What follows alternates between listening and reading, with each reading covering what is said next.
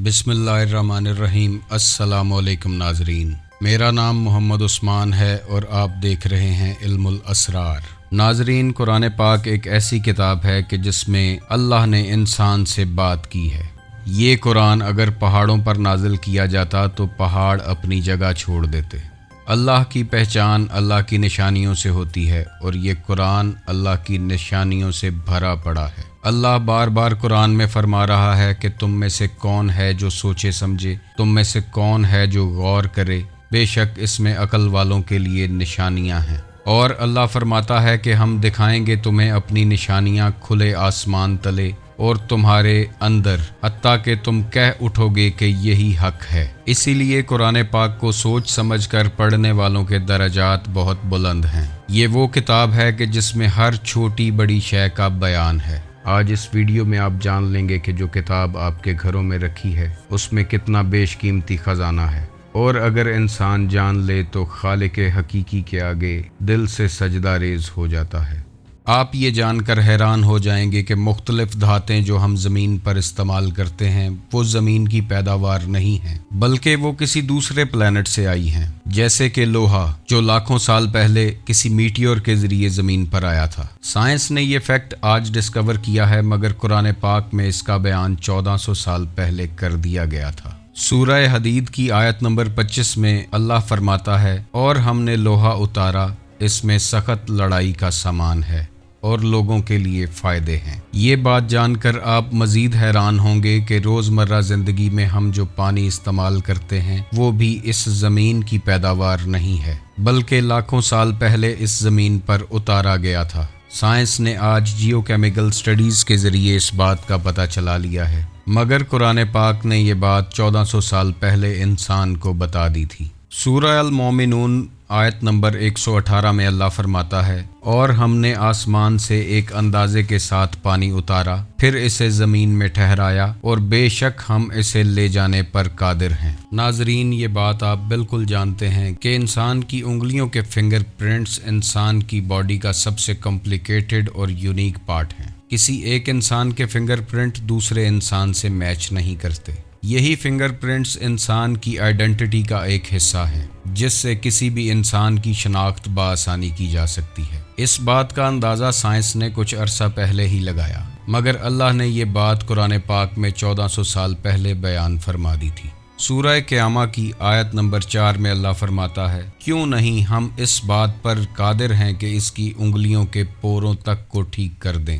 जहाँ कायनात की हर मखलूक अपने खालिक का पता दे रही है, वहाँ आप ये राज जानकर हैरान हो जाएंगे कि फीमेल स्पाइडर जब बच्चे पैदा करती है तो मेल स्पाइडर को मार देती है, और जब ये बच्चे बड़े होते हैं तो अपनी मदर यानी फीमेल स्पाइडर को मार देते हैं। ये दुनिया का सबसे कमज़ोर और बुरा घर है, जहाँ फैमिली मेम्बर्स ही एक दूसरे को कत्ल कर देते हैं। नाजरीन, कुरान पाक में मकड़ी के नाम से एक पूरी सूरह मौजूद है। सूरह अनकबूत की आयत नंबर 41 में अल्लाह फरमाता है, जिन्होंने अल्लाह के सिवा और मददगार बना रखे हैं, इनकी मिसाल मकड़ी की तरह है, जिसने घर बनाया, और बेशक सब घरों में कमज़ोर घर मकड़ी का घर होता है। साइंस एक अरसे से मानती चली आ रही थी कि शायद सिर्फ मेल स्पाइडर्स ही घर बिल्ड करते हैं, लेकिन साइंस ने इस बात को जान लिया है कि घर सिर्फ फीमेल स्पाइडर्स ही बनाती हैं। और इंटरेस्टिंग बात यह है कि जहां घर बनाने का जिक्र है वहां इस आयत में फीमेल स्पाइडर का लफ्ज़ इस्तेमाल किया गया है, और साइंस इस बात को मान चुकी है कि सबसे कमज़ोर और बुरा घर मकड़ी का घर ही है। स्पेस की बात करें तो नासा ने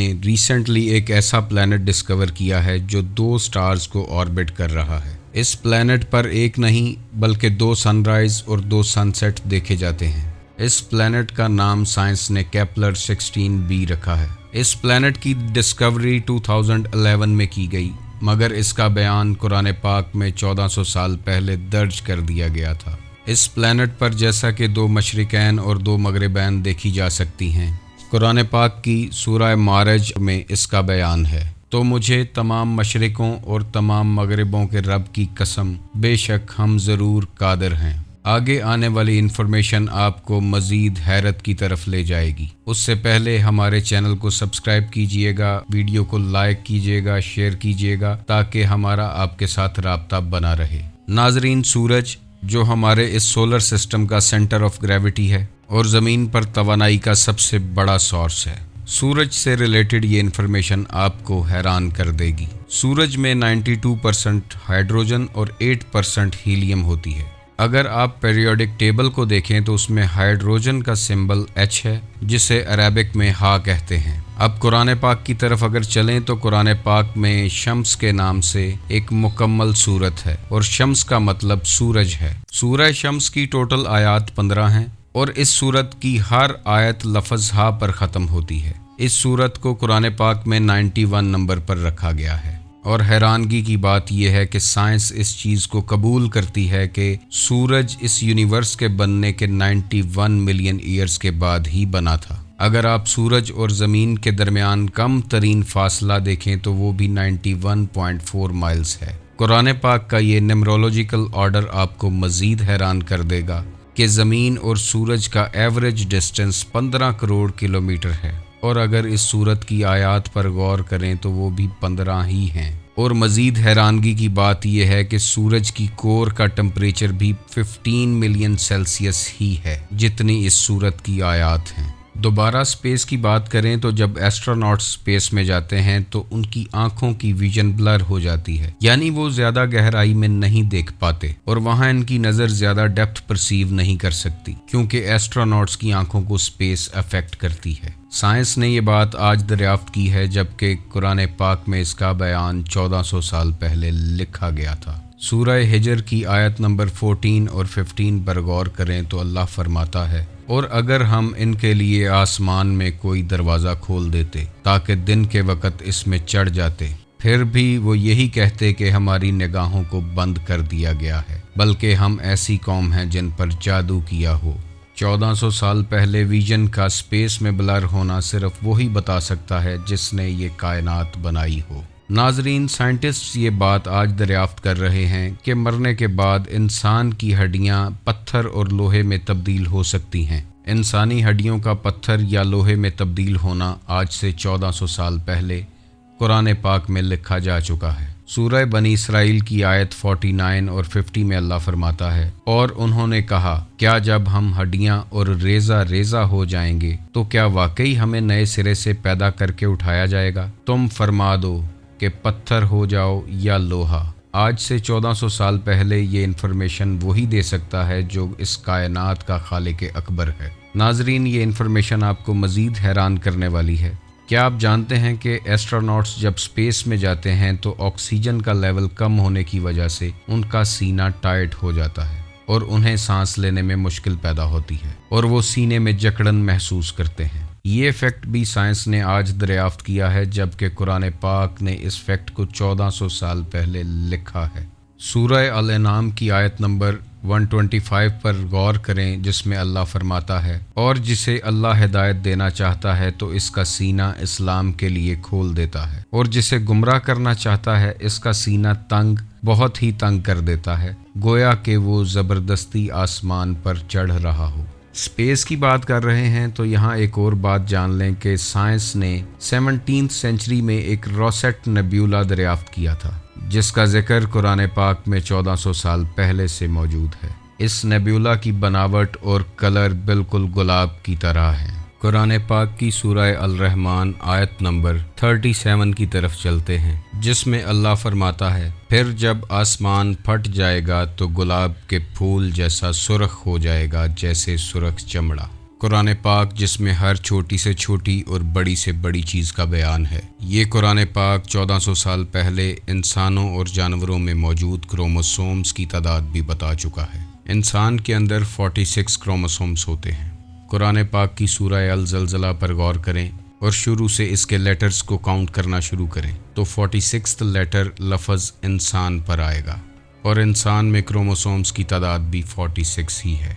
ناظرین، بندر میں کروموسومز کی تعداد 48 ہے، اور سورہ بقرہ کی اس آیت کو اگر غور سے دیکھیں اور اس کے لیٹرز کو کاؤنٹ کریں تو لفظ قرادت تک 48 لیٹرز بنتے ہیں، اور قرادت بندر کو کہتے ہیں، اور بندر میں موجود کروموسومز کی تعداد بھی 48 ہی ہے۔ شہد کی مکھی میں 16 کروموسومز ہوتے ہیں، اور سورہ نحل کی اس آیت کو اگر غور سے دیکھیں اور اس کے لیٹرز کو کاؤنٹ کریں تو 16 لیٹرز لفظ النحل پر کمپلیٹ ہوتے ہیں، اور نحل عربی میں شہد کی مکھی کو کہا جاتا ہے، اور شہد کی مکھی کے اندر موجود کروموسومز کی تعداد بھی 16 ہی ہے۔ ناظرین، گھوڑے میں موجود کروموسومز کی تعداد 64 ہے، اور سورہ العمران کی اس آیت کے لیٹرز کو اگر کاؤنٹ کیا جائے تو 64 لیٹر لفظ والخیل پر کمپلیٹ ہوتا ہے، اور خیل عربی میں گھوڑے کو کہتے ہیں، اور گھوڑے میں موجود کروموسومز کی تعداد بھی 64 ہی ہے۔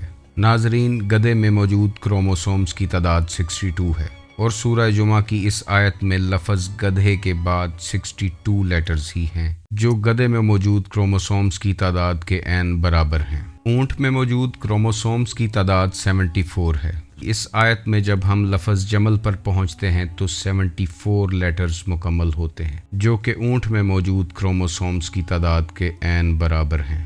ناظرین، 1400 سال پہلے یہ ساری انفارمیشن خالق حقیقی کے علاوہ کوئی نہیں دے سکتا تھا۔ یہ ساری انفارمیشن قرآن پاک کا ایک چھوٹا سا ٹکڑا ہے۔ ناظرین، یہ ساری انفارمیشن آج سے 1400 سال پہلے دینا مشکل ہی نہیں، ناممکن تھا، جب نہ تو سائنس اتنی ایڈوانس تھی اور نہ ٹیکنالوجی اتنے عروج پر تھی۔ انسان اللہ کو اس کی نشانیوں کے ذریعے پہچانتا ہے، اور اللہ نے کائنات کے ذرے ذرے میں اپنی نشانیاں رکھی ہیں۔ کائنات کا ذرہ ذرہ اس کے ہونے کی خبر دے رہا ہے۔ انسان کو ضرورت ہے تو صرف غور و فکر کرنے کی، اسی لیے غور و فکر کرنے والے کے درجات بھی اللہ نے بلند فرمائے ہیں۔ اس قرآن میں اللہ تعالیٰ نے ایسے ایسے پیٹرنز اور راز رکھ کر بھیجے ہیں کہ جنہیں انسان جان لے تو قرب الہی تک پہنچ جاتا ہے۔ اس کتاب میں ایسے ایسے اسرار و رموز ہیں کہ انسان خود کی پہچان کر لیتا ہے، اور جو خود کو پہچان جاتا ہے وہی اپنے رب کو پہچان جاتا ہے۔ قرآن پاک کے ایسے مزید پیٹرنز کے بارے میں جاننے کے لیے ہمارے چینل کو سبسکرائب کیجیے گا، تاکہ آنے والی ویڈیوز کا نوٹیفیکیشن آپ کو ملتا رہے اور یہ انفارمیشن آپ تک پہنچتی رہے۔ اس دعا کے ساتھ ویڈیو کو ختم کرتے ہیں کہ آپ خوش رہیں، آباد رہیں، اور قرآن پاک کو سمجھنے کی کوشش کرتے رہیں۔ اللہ کریم آپ پر کرم کا سایہ بنائے رکھے۔ اللہ حافظ۔